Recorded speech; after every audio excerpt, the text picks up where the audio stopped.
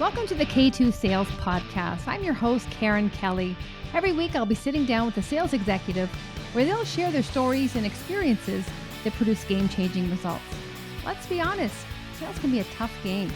I'm sure at some point, we've all delivered a less than stellar demo, been ghosted by a client or two, and sometimes maybe we did more talking than listening. And that's where I can help. The stories and insights our guests share can be applied to your own business, your territory, or with your team, so you're not reinventing the wheel. Our weekly tactics and strategies help you get out of your head and start creating your own path towards game-changing results.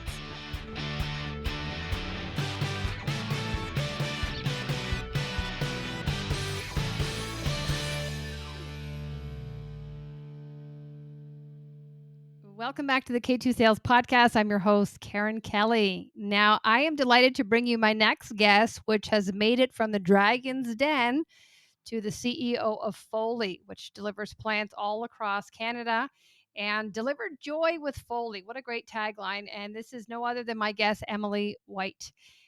Emily shares her entrepreneurial journey, growing up in a very active, sporty, competitive family, her love for travel, and how all these things really helped her take risk and throw it out the door, take fear and throw it out the door, and really thrive ahead and move forward with this unwavering sense of self and confidence. And I'm not saying she doesn't have moments when she does get in her head a little bit, but when she does that, she has tactics and she has ways to get outside of her head. And a lot of that is just being in nature, going for a hike, being physical. You know, she talks about having energy and just really changing our state. And this is a conversation for perhaps people who are in corporate and they're contemplating, they have this itch to go on their own and they're just wondering, God, do I have something that's meaningful? Can I make a living out of this? Am I really ready to leave the safety and comfort of corporate? To those who are perhaps, are in the middle ground and they have a side hustle and they're just kind of bouncing until the side hustle is making enough that they can take the full plunge into entrepreneurship. So regardless where you are in the journey, she shares her journey, what it took to get here, how she stays there in the right mindset, what she does from a mentoring standpoint, how she has a network of friends and professional mentors that really act as a sounding board, and what it takes to be a woman in a very male-dominated world of entrepreneurship, and again, how she supports herself and aligns and surrounds herself with strong partners to ensure that she is set up for success. I had a great conversation, and I know you'll learn a lot from Emily's story and even what she learned from being on Dragon's Den. And, sometimes it's putting yourself in those, what we see as scary situations, but what you learn in the preparatory stage, but also about yourself as you're putting yourself out there, that level of vulnerability. But, on the other side, the growth and the expansion is so worth it. So take a listen and connect with Emily. She's a fantastic Canadian entrepreneur, and hope you take away from it as much as I did. Thanks for watching, everyone. So I'd like to welcome Emily Wight, founder and CEO of Foley, to the podcast. Welcome, Emily. Thank you. Thank you for having me. I'm delighted to have you. And I know that you're going to bring a lot of value and wisdom and stories from all your learnings and I'm sure lessons as a founder. Yep, many lessons. I've been an entrepreneur for over 10 years, so I've got quite a few. Okay. War wounds, but we'll talk about how they make us stronger, whether we in the moment, whether we know that or not. I want to back it up a little bit. So you are the founder of Foley, and we'll get into Foley and then the amazing plants that you send out. But I know my entrepreneurship journey started when I was on mat leave and I read a book. It was called Mom Shift. And something went off inside of me, and it was just like this warrior, like I have to do this. And I don't know if it was hormone based or just timing or a combination of the two. But I'm just curious with, many women, especially who are living the safety of a corporate 9 to 5 and maybe thinking about, it'd be nice to have a side hustle that could lead into something. What was it? Was it a one-time a thought, or was it this ongoing itch that you had?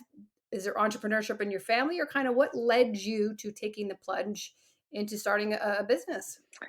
Yeah, it was a long time ago, like outside of school. I went traveling after university with my now husband, and it was during traveling that I saw different concepts, and I was kind of just like introduced to how different people have, made a living for themselves and have different careers. And it kind of was where I got the inspiration for my first thing I did on my own, which was a Greek yogurt shop.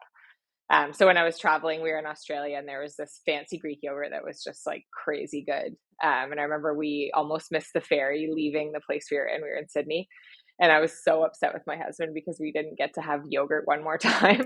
Like I was so mad. I just made such a deal. And yeah, it was kind of an idea that kept kind of sneaking back to me after we'd come home and had corporate jobs. It was kind of like, what about that yogurt concept you saw? Like you really liked it. And I just kind of had this noisy like voice in my head. And I only really made it, I guess I probably worked in like the corporate world for 3-4 years before I quit and decided to start my first thing, which was when I think I was 27 at the time. So I didn't really have like the whole long time in corporate before I kind of shifted into entrepreneurial life. So I don't really think I knew any better, to be completely honest. I was pretty blind to it, which I think was actually good in the long run because I was really optimistic and positive going into all of my experiences. And I think that took me through some challenges, just that like optimism. That's amazing because 3 or 4 years, I mean, sometimes the longer you're in corporate, that tenure is what holds you back, from because it's safe and you have more time in that comfortable space. And so the fact that you had less time, you're like, I'm going for it. Oh, totally. I remember like I was at a really great big business, like corporate environment, and I could see kind of the levels of relationships within internal, like people who were married became more invested, people who had kids were more invested. And I always kind of felt like I was a little bit of an outcast in that because I was just young Mhm. and I wasn't thinking about security. I was thinking about risk. Like I was basically like, what could I do Mhm. now? Because I have nothing else to lose. I do think though, now saying that, like, there's never the perfect time. Like you can talk yourself out of anything because of timing.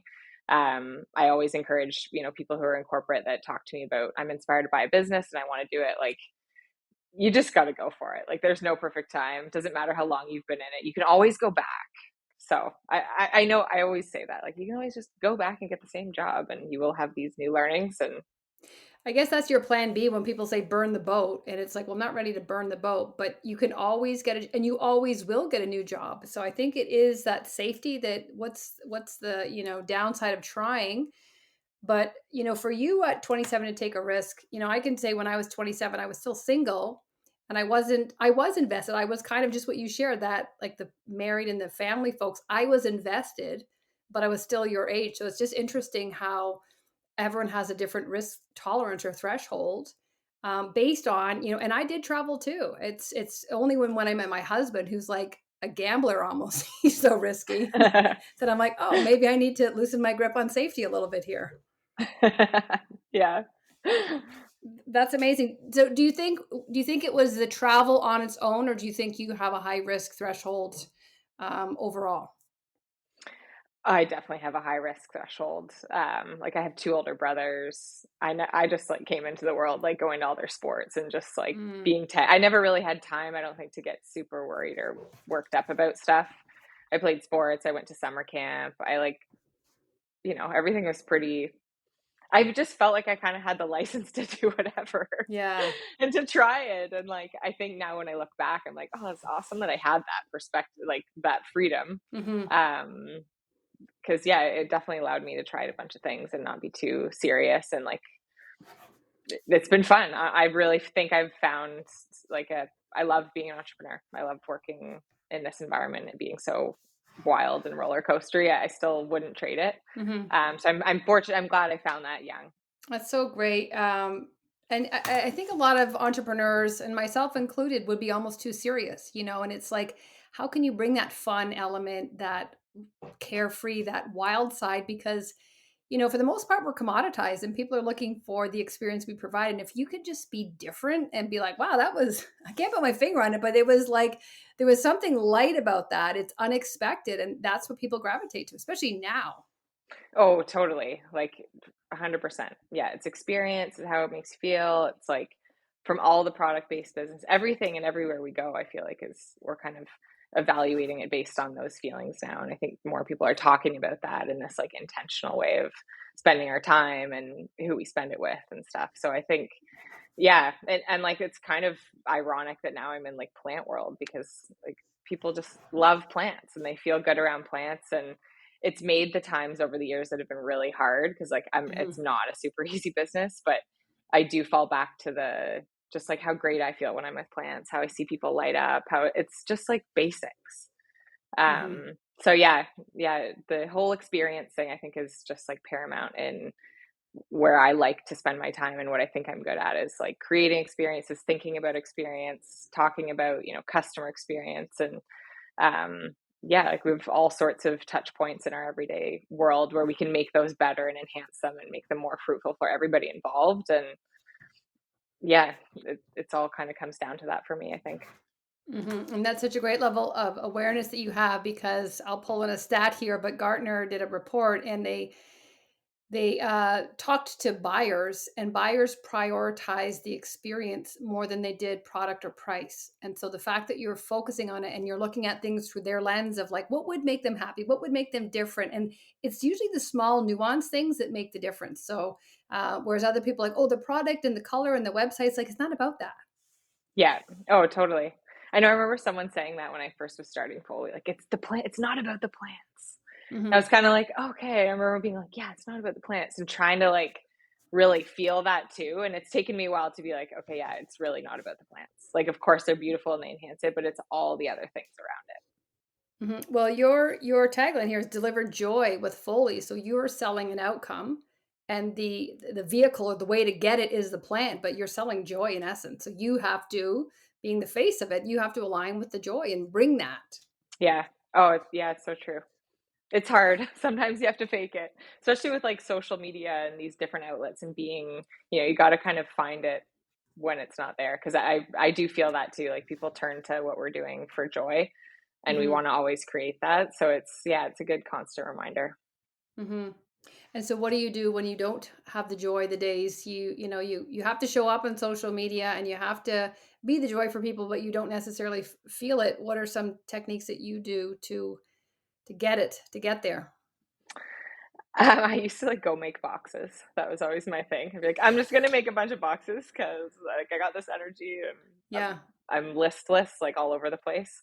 I normally have to do something like physical. Like I have to like go for a hike or I'm like up early in the morning like doing a workout or something just to get through those stressful times when you're just kind of like living in your own world of decision making.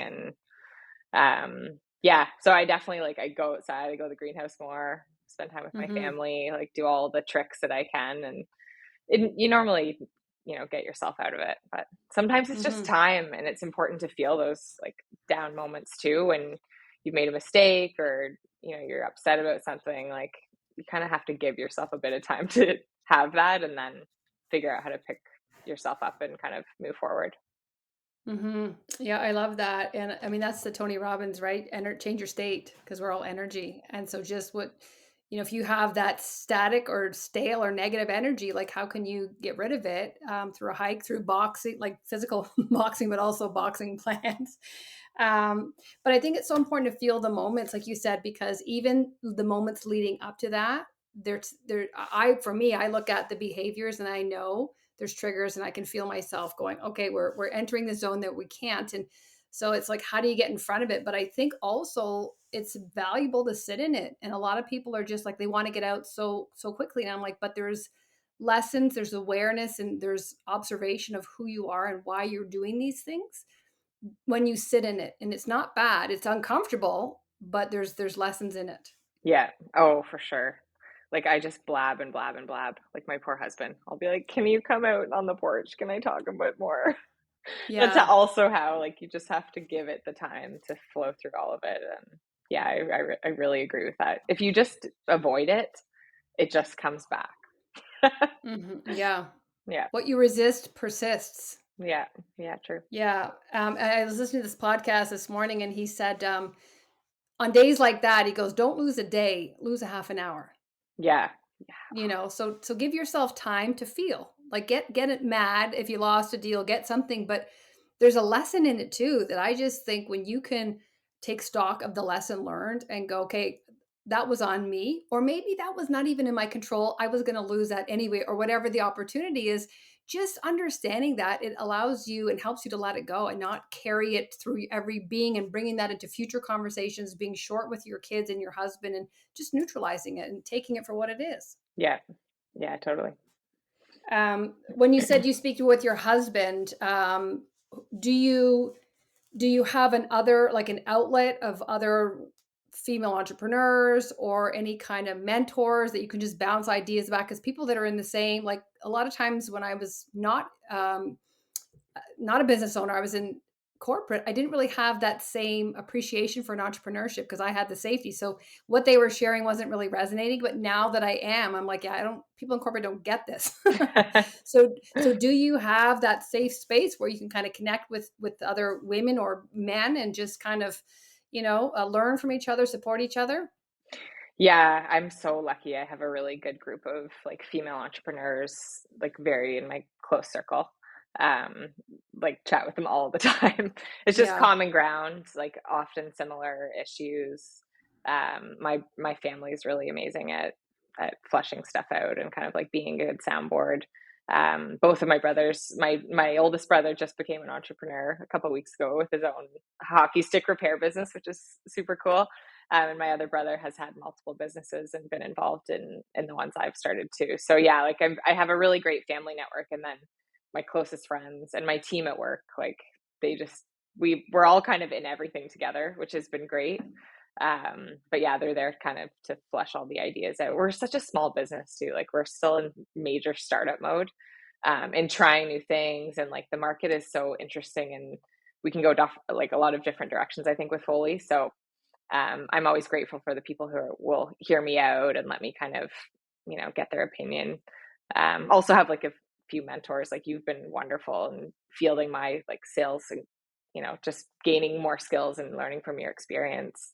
I have quite a few other female like executives that have been really supportive, and offering their time. And I think like a good reminder to other people in any really world is like take people up on their offer to meet with you. Like or just ask. Like I have so many shameless emails or outreach that maybe I won't hear, but people are often like, yeah, okay, I'll give you half an hour. And like if you're organized, you can gain some, whatever it is, help making a decision or whatnot. But yeah, I've been very lucky with my close network for sure.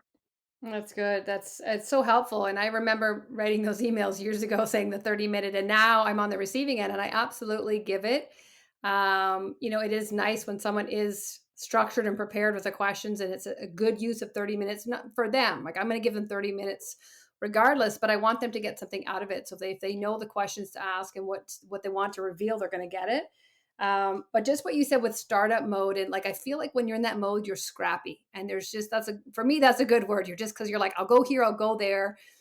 I'm not tied to the outcome. Like I'm okay either way. And I think when you get to that mid to large, you can't do that. The agility is no longer there, right? Because you kind of you've chosen a lane, you got to stay in. Now you're like, there's a scent over here. I'm going to check it out, and you can still do that. So I think that's a great place that you're in.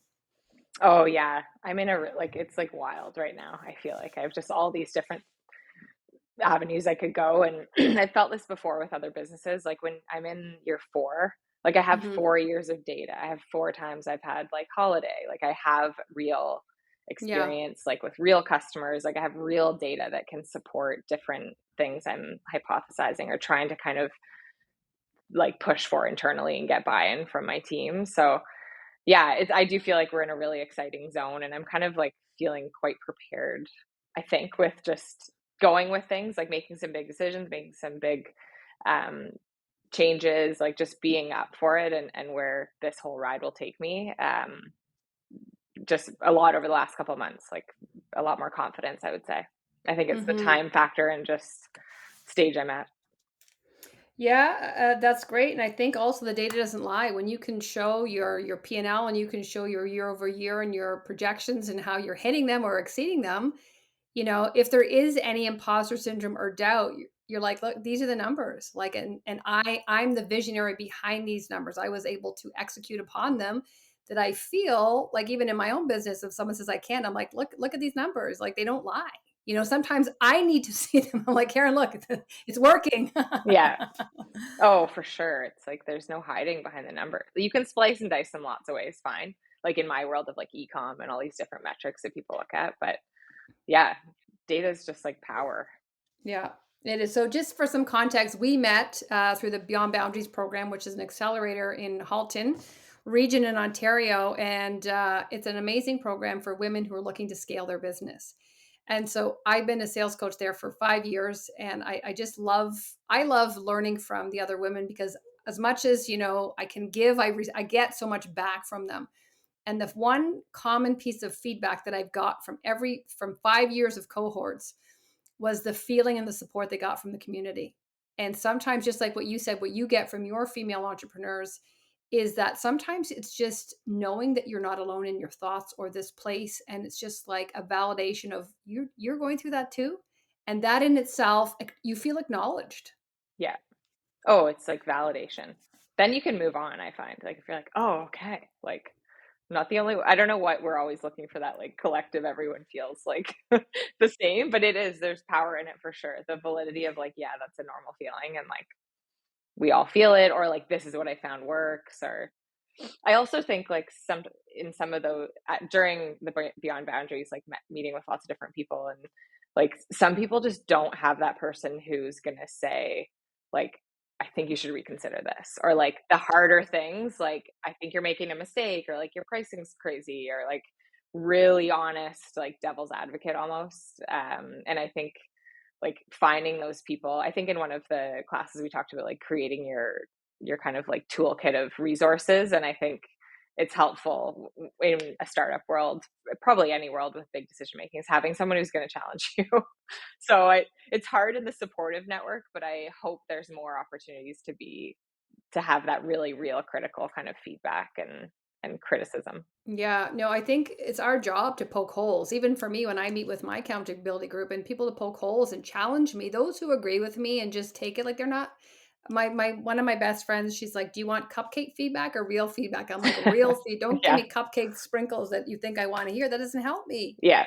We need constructive feedback. And so I think that's good because it's a safe space to do it, but it's also people who are coming from a business background. It's not people who have, a lot of times you're getting advice for people who are afraid and would never be in your position. And what they're doing is they're projecting their fear. And so I see so many people, and that's happened to me before, and I don't take it because I'm just like, you like, I'm not going to take any advice from someone who hasn't done what I've done, right? Because how can I listen to it? But I think sometimes we're so vulnerable and we're just looking for someone to agree with us, and you take anything, and I'm like, no, take it from someone who's walked the road in front of you. Yeah. Well, you normally later go thank that person because you're like, oh man, it probably was hard to say that, but it helped me Yeah, go the right direction or whatever it is. totally. So Beyond Boundaries was a great program, but you also were a guest on Dragon's Den. Yeah. So did Dragon's Den prepare you for Beyond Boundaries, or was the other Oh, way? yeah. Dragon's Den was so I still can't really believe that I did it. Like when I see the video and pictures and stuff. I've only really watched it a few times, but yeah, it was an amazing experience. Like I would encourage anybody who's, got most of their things organized and can handle speaking. The whole environment's a bit bizarre and like nerve-wracking, but just amazing exposure. And like the preparing for something like that is just such good practice. And as an entrepreneur and startup, like if you're not forced to do some of those things because you don't have someone who's like, I need to know what's going on, or you're calling all the shots, you can just like not get it organized and just not kind of have you should kind of have answers to those questions. A few times a year you should do all the due diligence on your business. So yeah, just a great practice that way, and then getting out of my comfort zone. And yeah, like being on TV, it was so funny. But yeah, I love it. Was great. It was great. I have no regrets on it. And what was the impetus? Like, why did you put your name out there? Was it, I just want to see what I can learn? I want to get visibility. I want to get, well, obviously some backing, but like, what else was, I guess, the intent going into it? And what did you learn about yourself from that experience? Um, the intent behind it was I was fundraising for Foley anyway, so I felt like I Hmm. was like bringing an authentic voice to that. Like I wasn't like pretending I needed investment, so I felt like I was really in there for the real thing. What did you learn about yourself going through that experience, even preparing and actually being on it? Yeah. Oh man, my oldest son can still recite my intro. Like he could do it. Yeah, I prepared so crazy, which was awesome. Like I felt really proud of like spending the time and role playing and knowing what people were going to ask me and how I could answer the question, but spin the answer into a direction where I wanted to talk about something that hadn't come up. Yeah, it gave me a lot of confidence and it was fun. And my brother helped me so much, so much. So that was just like a fun experience to have with him. And I think like I had other businesses before and people had suggested that I would do Dragon's Den. And I don't know why this time I was like, yeah, like I would do most things to get Foley out there because I just love it so much. And I don't know. I kind of just hit a point. Same with social media. All of a sudden, I was like, okay, whatever. I'll just do the videos.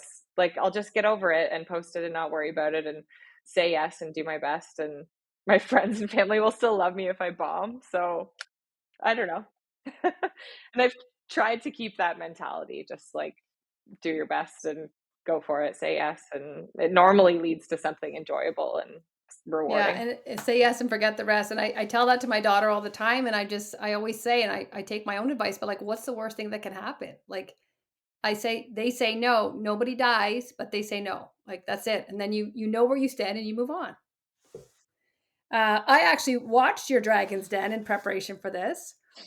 And I thought I mean, I just took some notes here, but you were you could tell you had done the work, but it was so conversational. There was no scriptedness to it. And you were very confident, but every one of them wanted to invest in you. And then they started partnering up and I just thought if any, and that was a few years ago that you probably didn't, you have more confidence now, you have more data to back the success of the company, but they loved the idea, but they loved you. Like they bought into you. And even Robert said, you're the real deal. You answered every question. You're humble. You're full of energy, experience. It's fantastic. I like it. It's like magic. So Oh, that's so nice. they were talking about you, and I just thought like that's what selling and sales is. It's a transfer of enthusiasm. It's how can you, because we're all excited to our product, but how can you share that and transfer that so that your prospect feels the same? And you did that to Six Dragons. Oh, that's so nice. Yeah, Yeah, it was fun. It was wild. that's good. That's really good. And what was it like working with Michelle and Arlene? I didn't actually take a deal with them Oh, offline. Yeah, we met a few times and it was just kind of it wasn't a fit kind of offline okay. in what we were looking for to grow like e-commerce and just like the certain channels we're looking to focus on. So I still have all their contact info and it's all kind of friendly, but yeah, it was interesting going through that process. I ended up going, pitching to tons of other people throughout this whole process of fundraising and meeting lots of different contacts and kind of like doing the Dragon's Den over and over and over again, Mm-hmm. which was it's a great experience. Like it was basically a whole year that I spent doing that. And ended up partnering with someone who's like very invested in the business, both like alongside me, which has just been such a silver lining of the whole thing. Mm-hmm. So yeah, the whole fundraising world, I only saw a glimmer into it. It's so much work. It's tough. And it Mm-hmm. takes you away from your business because you're focusing on, just searching. So yeah, gained a lot of experience that year, but I'm very happy to be back in kind of the more business side of things. Mm-hmm. Yeah. That's fantastic. And so what is your comfort level with no being as a result of that, getting the no's? From like the fundraising efforts and stuff. Yeah. Yeah. Yeah. Yeah, it was hard. Like e-commerce was just starting to kind of like soften right when and the market was changing and it really made me acknowledge like recession proof businesses like scale back and they're smart and they're sensible and they hold to what they're good at and the market changes. And it can slow down, but as long as you've got like your foundation strong, you can kind of get out of it. And I feel like we've learned a lot of lessons like that. Like it's a hard industry in plants, like with perishability and just like awareness of what we're doing. Lots of different challenges. So I think the fundraising like softness and that kind of changing, and then uncovering a partner kind of like under my nose who now works alongside me, and just being able to be sensible as we kind of get through these unknown years. Like, spending has really changed. So, refining my sales skills and figuring out Yep. what channels are important, and how I can leverage the experience and the relationship, and just like the kind of what you're talking about, like the actual experience of me and myself in the business, and making sure all those experiences are positive. And we've been able to really uncover a lot of different avenues, and keep things steady in like a relatively hard environment for ecom. Mhm. Mhm. And they always say, that's where all the lessons and the learnings come is the dips, the hard times. And I remember listening to Ed Sheeran, and he said, and there was another singer, and they said, like, what do you attribute to your success to? And they just said failures, like failures. And he said, go listen to 2018, which isn't far, like too far away. He goes, YouTube. He goes, I was awful. But he said, even Helen Mirren said, like, failures, like we need these failures. And I just think whether it's the economy, it forces us to dig deep and go get creative and go like, how can I learn? Because if this crashed me this time, there's going to be something else. So it forces you to take a different approach, turn left when you're going to turn right. But I think that when we can accept that the failure is part of it, it's not what if it happens, it will happen to different various degrees. But what all we can control is ourselves and how we let it impact us. And if we, are resilient and we say, thank you for the lesson, that was a tough one. That was a little bit more costly than the last one, but I'm staying in it. And now I know I got to turn a little bit more this way or this audience or this product or something else. But there's always something in it if you're open to receiving it. Yeah, for sure. Like startup, it's all failure. There's so much failure in startup world and entrepreneur life. But yeah, as soon as you like, I feel like I've realized a lot, just over different things over the last couple of years. Like, a part of your business can change or fail, and it's not like who you are.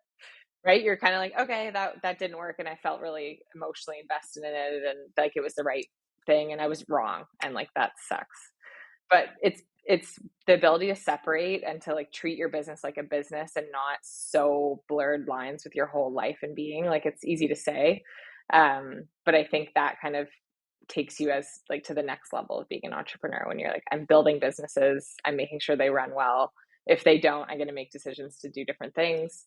And if I want to sell it, I want to sell it. If I want to grow it or do different, like just a little bit less connected to your whole self, I think is just like a level of experience. And I hear a lot of women, it's their identity and they attach the success or the lack of success to their self worth. And so while I hear what you're saying, you create some emotional distance to it, and it is easier said, but what are some ways that we can do this? Yeah, it's a good question. Like, I used to live and die like by my daily sales. Like, if Yeah. my sales weren't in, like many sales professionals would have that. Yeah. And I think it's figuring out what motivates you to hustle harder so that you're growing the sales. Like, you can't just Yeah. wait and expect things to, change on your own. So I think it's a bit of like balance and going out and making true, real efforts to grow the sales, if that's the thing that makes you feel more comfortable or whatever it is. I think like some boundaries around like your phone and time away and time with your family. Again, it's really easier said than done. Like, there's many times when I'm very distracted, I'm trying to be present, but it's just I got a Hmm. lot on my mind. But I think constantly making an effort and like sharing that that's what you're trying to do.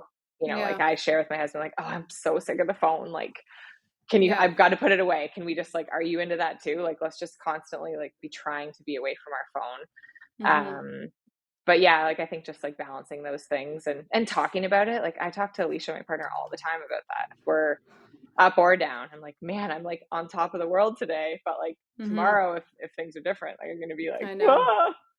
Yeah, it's an emotional roller coaster, and if it were easy, everybody would be doing it. It's not, but that's why it's kind of like golf. You keep going back to we get that sweet shot. You're like, that's why I keep coming back, and with, whether that's a sale or whatever it is in your business. But like you said, a lot of salespeople are attached to their daily sales, their weekly, their quarterly, whatever they measure them by. But one thing I would look at is you definitely want to be mindful of the results. But for me, more importantly, is the leading indicators. So the daily activities, because I look at the habits and the behaviors because the thoughts create the actions. And if you're just looking at the result and you're hitting it or you're not, you have to look at what are you doing every day and the consistency, and are you celebrating that you didn't go on your phone today or whatever metric you set to achieve today, because just like that atomic habits, we can compound that and we can control it. But when we just look at that end result, if we're not hitting it, we're like, yeah, but what are we doing in the day to day? That's the stuff that really matters, and that's the stuff that we can course correct in the moment versus waiting for the end of the quarter and be like, oh, we didn't hit our number that way. Let's look inward and say, like, what are my daily goals today? What is going to move the needle? What is going to be aligned back to your joy? What brings me joy? Can I take an hour walk? Can I take an extra lunch? Can Alicia and I go and do a yoga class that really gives us some separation, take our foot off the gas for a moment? That when we come back, we are more intentional. What we're doing is meaningful. And eventually that's what's going to drive the results. Yeah, oh, for sure. I think, yeah, being really aware and carving out time for those things. Because like you are working all the time when you own your own business or you're an entrepreneur. Like it's, I mean, there's lots of Mm-hmm. professions that that's the same way, but yeah, making sure you take the time. Because like the more time you just invest when you're burnt out or tired, like it's not good at, it's not efficient No. work. It's not good quality work. So I, and what I actually just read the book Deep Work. I don't know if you've read it, by Cal Newport. My friend asked me to lead her book club, and so I chose that one. It was so good because it just talked about that. And I feel as entrepreneurs, we feel, oh, we have to be here all the time. We have to be plugged in all the time. And he said at 5:30, he checks what he's going to do the next day, but he does this. He says, I forget what he says, something complete, like check, like tasks complete or something that he can actually shut off. And he does not check back in until the morning, because he says the brain, it's like intermittent fasting for the brain.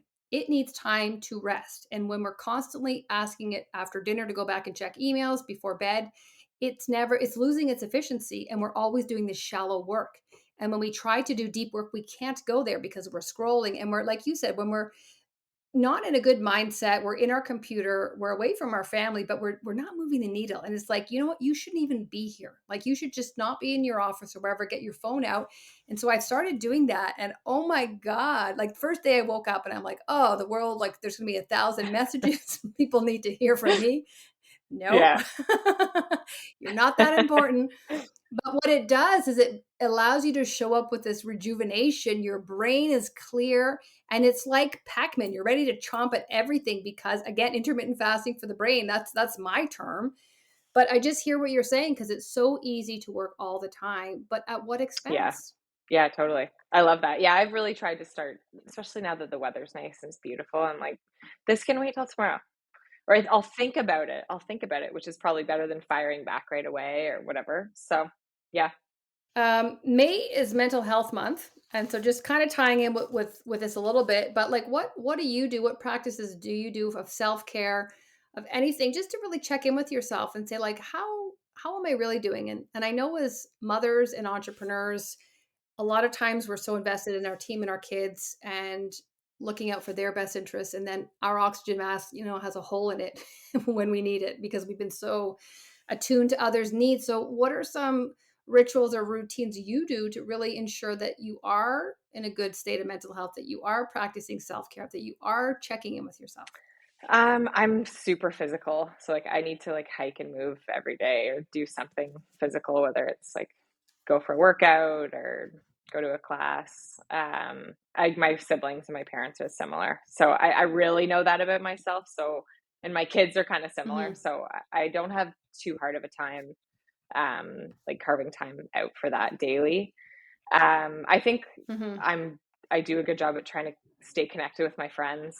Like I chat with my friends all the time Hmm. and do every effort to stay connected. And I think that just fills your cup in a different way. Like it's nice to talk with someone about their life and like, just Hmm. separate yourself from yours and be a bit more grounded.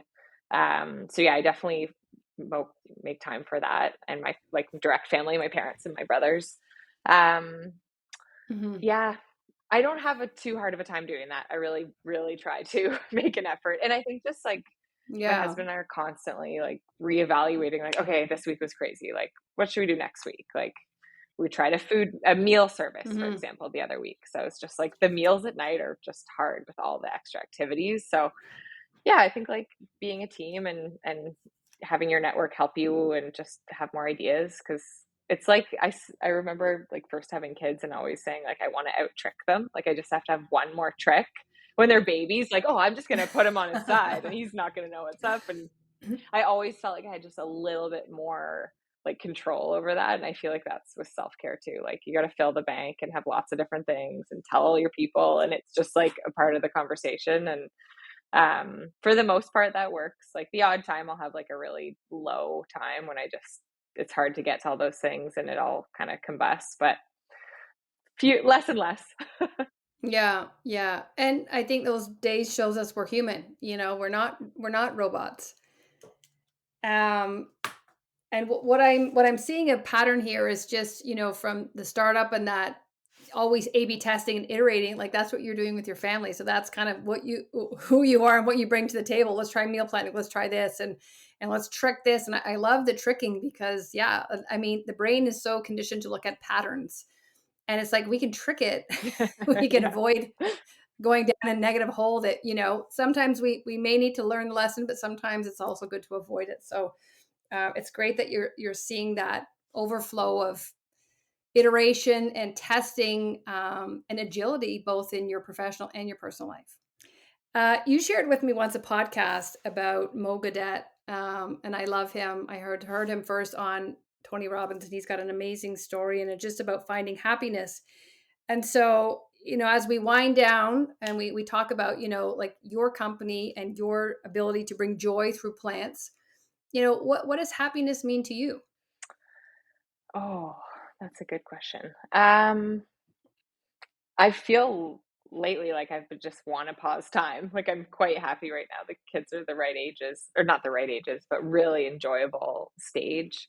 I think it's just like happiness is those like really enjoyable life moments that kind of sneak up on you. Like we had the long weekend, we're all laying around in the grass, you know, playing soccer, planting.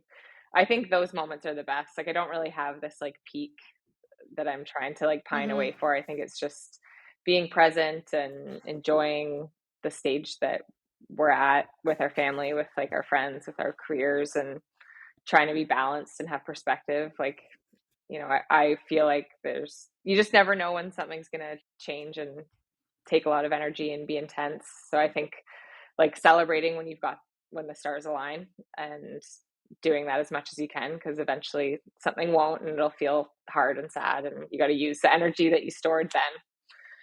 That sounds kind of hippie-ish, but I feel like it's pretty true. Like everything kind of comes cyclical, so enjoy in the moment and be present. And I think that's all great, and I love that idea of kind of batching happiness so that you have a bit of a reserve for when you need it. But like all we have is the present, and I think having gratitude for me is such a big part of my practice and how I show up. Because a lot of times we take it for granted, and I always, even the language I reframe when people say I have to, I'm like I get to do this. This is a blessing that I choose. And even that's a bit of a mind trick, right? Sometimes I get to go for a run, in -20 and whatever. I'm like, I'm so lucky. But it's a reframe, right? And that's what we have to do. So for those who are listening, Emily, and they're maybe on the cusp of wanting to pull the trigger for a side hustle, but they're just like, God, why would someone listen to me? Or the market's already saturated with this product, or like, I'm afraid. What message would you have or advice would you have for them? I think have a good network and like bash your idea around and make sure you talk about it and get people's perspective and learn. And then I always kind of go back to advice. I think my brother shared it, and I think it's originally from the Lean Startup, but just to launch before you're ready. Hmm. Like I just think there's always an excuse, like timing or whatever. Like you're gonna just spend time focusing on stuff that maybe that's not even the problem. Like you got Hmm. to launch and see what actually resonates. So I think I mean, I don't tell people just like quit their corporate job on a whim and go for something, but I'm normally quite encouraging for sure. Yeah. As long as the plan's like baked enough. Yeah. But yeah, like we were saying earlier, like you can always go back. I always looked at like this entrepreneurial time when that's all over the place as like my real life MBA. Like Hmm. I'm learning tons that I bring into all different parts of my life. It's not all for naught if something doesn't work. Hmm. Um, And like the upside is always so exciting and interesting that it's normally worth it. So yeah, I'm always like, I love quitters. Like, quit, do something different. Yeah, take bet on yourself and take a risk. Yeah, yeah, for sure. You never know. Life's too short. You don't want to look back and be like, oh, I spent like 35 years at this company and I dreamt about doing something else the whole time. Like, it just, that would be my worst nightmare. Can always Yeah, go back. No one cares. Like the shame, I mhm, think, of like making a mistake maybe holds people back, but mhm. no one cares. People move on. No. They're more worried about their own shame. They're not looking at your shame. That's the irony of it all. Totally. Um, my one line is I always say yes and figure it out later. I We'll live figure by out that the too. how. Yeah. Like when I first 2016, someone asked me to host this event for like 250 people. I'd never done it, and I'm like, you saw something in me, like you're asking me. I'm like, sure. I hired a speaking coach, and that was the beginning of my speaking career. But I'm like, I will figure this out through hook or crook. But you have to say yes, because that's the opening, the unlocking, and for you saying, I choose fear over regret. Yeah. Oh, yeah. You know?